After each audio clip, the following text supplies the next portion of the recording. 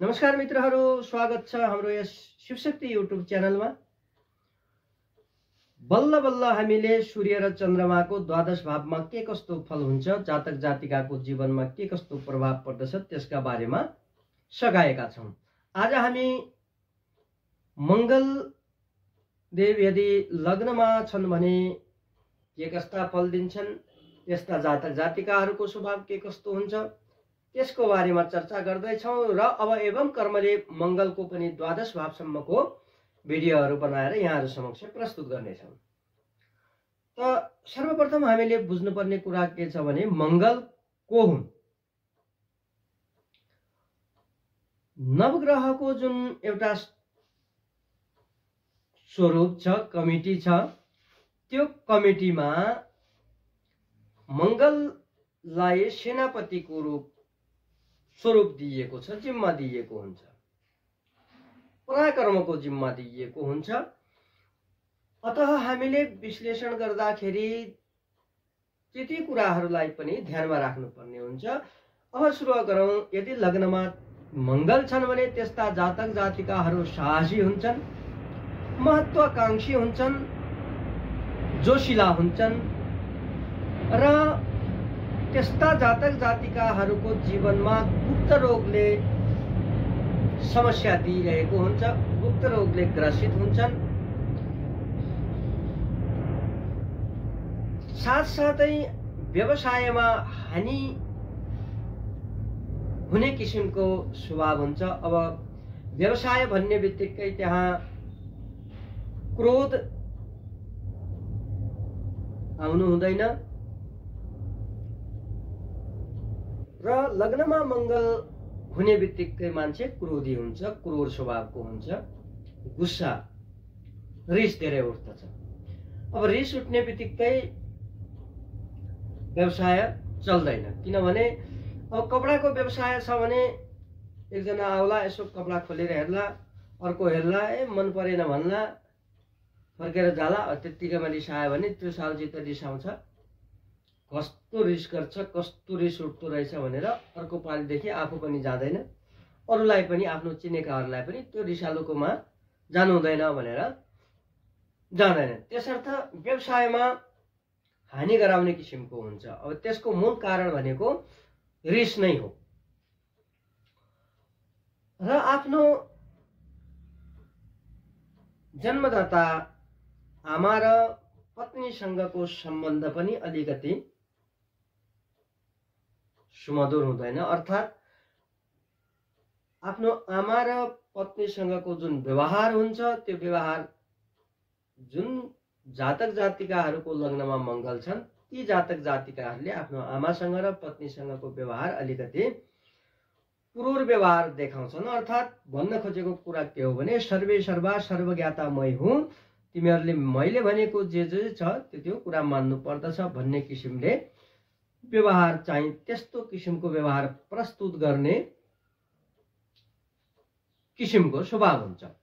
अब लग्नमा मंगल छन् भने त्यस्ता जातक जातिकाहरूको 28 सालदेखि नै भाग्योदय हुने सम्भावना हुन्छ। त्योभन्दा पूर्व सम्भावना कम रहन्छ। यदि मंगलदेव लग्नमा बसेर शुभ स्थितिमा छन्, शुभ ग्रहको दृष्टि छ र आफ्नो राम्रो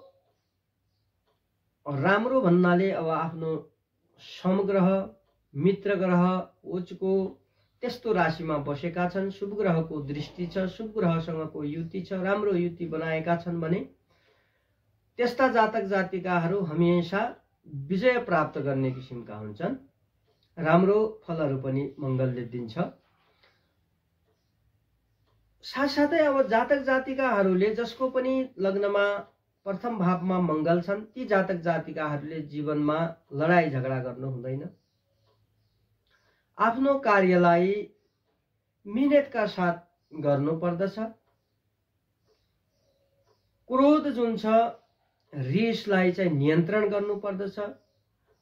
इगोको लेभल, इगो पनि धेरै हुन्छ, इगोको लेभललाई पनि न्यूनतम स्केलमा राख्नुपर्ने हुन्छ। अर्थात् 0 लेभलमा राख्दा अति राम्रो। किनभने क्रोध र इगो जुन छन् तिनीहरूले अर्कालाई भन्दा आफूलाई नै बढी हानि गराउँछन्, बढी नोक्सान गराउँछन्, बेफाइदा गराउँछन्। तसर्थ इगो र रिसको लेभल चाहिँ जति सक्यो यहाँहरूले घटाउनु नै राम्रो हुन्छ।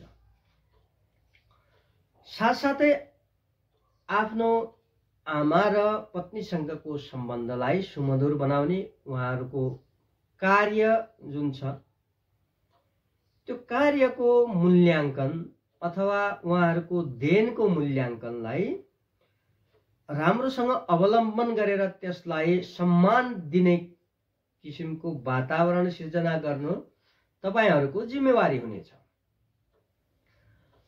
सँगसँगै मङ्गललाई शुभ फल दिने बनाउनको लागि, शुभता प्रदान गर्ने बनाउनको लागि हरेक मङ्गलबार सात्विक भोजन गर्नु पर्दछ।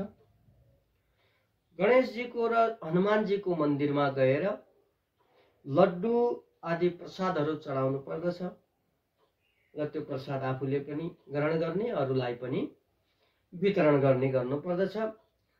नियम नै बनाउने, हरेक मङ्गलबार सात्विक भोजन गर्ने, हनुमानजीको मन्दिरमा जाने, गणेशजीको मन्दिरमा जाने र सकिन्छ भने हनुमान चालिसा पाठ गर्ने, मन्दिरमा गणेशजीको मन्दिरमा र हनुमानजीको मन्दिरमा बसेर नाम मात्र भए पनि जप गर्ने। सकिन्छ 108 पटक, सकिँदैन 54 पटक, त्यो पनि सकिँदैन 27 पटक जप गर्ने, नाम मात्र। यसरी कार्य गर्नुभयो भने जीवनमा मङ्गलले शुभता प्रदान गर्ने, अर्थात् मङ्गल चाहिँ तपाईहरूको कुण्डलीको लागि जुन अशुभता दिने किसिमका थिए त्यसबाट शुभता दिनेतिर मोडिन सक्छन्। अब यो भयो मङ्गलले दिने फलहरूको बारेमा, प्रभावहरूको बारेमा। अब त्यसको लेभल चाहिँ कतिको हुन्छ भन्ने कुराको लागि मङ्गलको स्थिति थाहा पाउनु पर्ने हुन्छ। यदि लग्नमा मङ्गल छन्, अब मङ्गल त करोडौं अरबौं मान्छेको होलान् लग्नमा मङ्गल, तर सबैलाई एउटै फल प्रदान गर्दैनन्। त्यसको कारण के हो भन्नुहुन्छ भने मङ्गलको डिग्री, मङ्गलको